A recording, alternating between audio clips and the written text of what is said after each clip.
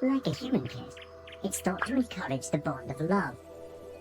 But when a rival male blatantly steals a kiss, it doesn't go down well with the head of the family. The cheating female wisely hides as fur flies.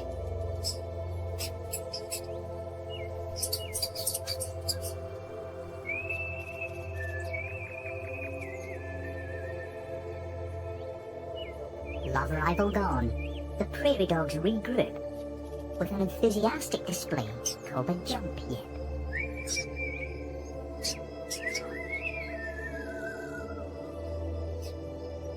The affection that binds families together may be strong, but the bond between courting couples is in a different realm. In southern Kenya, love is blossoming. Their aim is to make the entrance smaller.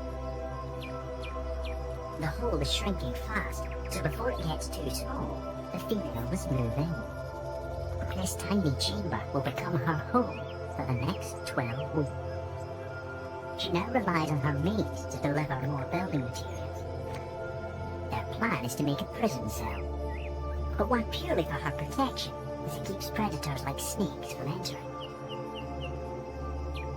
Soon, the hole is reduced to a mere slit. Eventually, the eggs are laid.